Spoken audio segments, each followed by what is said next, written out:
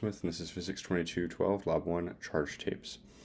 So an introduction to the purpose and preview result of this lab. The purpose of this lab was to determine the electric charge on a piece of Scotch tape suspended in the air due to the electric force from another piece of charged tape and gravitational force, and then build a computational model of the same procedure and compare the results of the two. And a preview of the result was that we found the tape has a charge of approximately 2.33 times 10 to the negative 9th coulombs.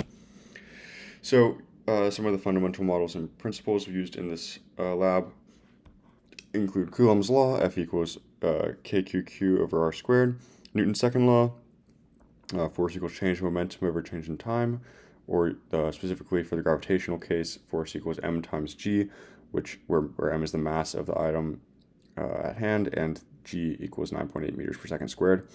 And then we also use the charge of an electron. So the setup of the experiment, the system was two pieces of tape. The surroundings was the earth, the air, my hands. Initial conditions were that the tape had neutral charge. The creation of the charged tape was done by placing two pieces of charged tape on top of each other and then quickly ripping them apart. We did this twice to create two pieces of charged tape. Tape B was then suspended in midair, and tape A was held a known distance of 0.005 meters from the first piece, exerting an electric force on tape B. And so we know that the tape was positively charged because it was attracted to a negatively charged pen when it was held up, and it should have been repelled if it was negatively charged, and we know that it's not neutral. So the results of the experiment, we have the initial conditions to the length and mass of the tape, as seen here, and then the gravitational force was calculated using F equals mg based on the mass of the tape as being 0.00196 newtons. And then using the electric force tape, we can solve for Q because the two, under the assumption that the charges of the two pieces of tape are the same, by substituting Q1 and Q2 for Q squared and then solving for Q, and we found that to be 2.33 times 10 to the negative 9th coulombs. We then determine the electron deficit. We know it's a deficit because the tape is positively charged, meaning that there are less negatively charged electrons on the tape.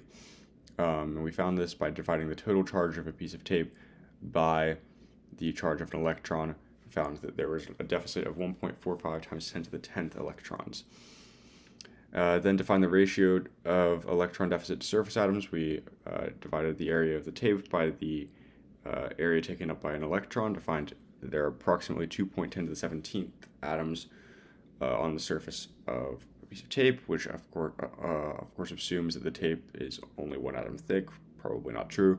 And we found, though, that there's a ratio of 0.725 times 10 to the 7th atoms per deficient electron.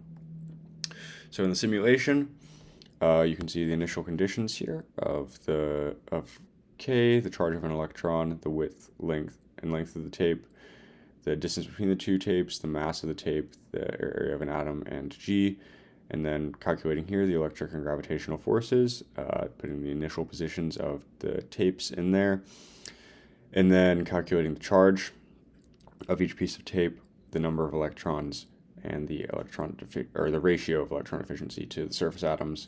This creates the objects, and then this is printing out our results, which, as you can see over here, are basically the same as was determined in the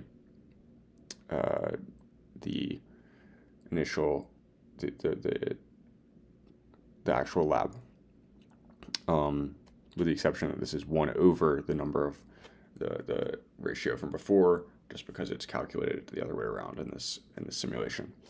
So for the what if and why questions, what if electrons had positive charges and protons had negative charges? The signs would flip, but the actual interactions would remain the same, as similar charges would still repel, and like charges would still, and opposite charges would still attract, as positive and negative charge don't have a real meaning outside of being each other's opposites. And it's important for the objects in the experiment to come into contact with as few other objects as possible, because that would give them an opportunity to discharge and return to a neutral state, losing their charge in the process. Thank you.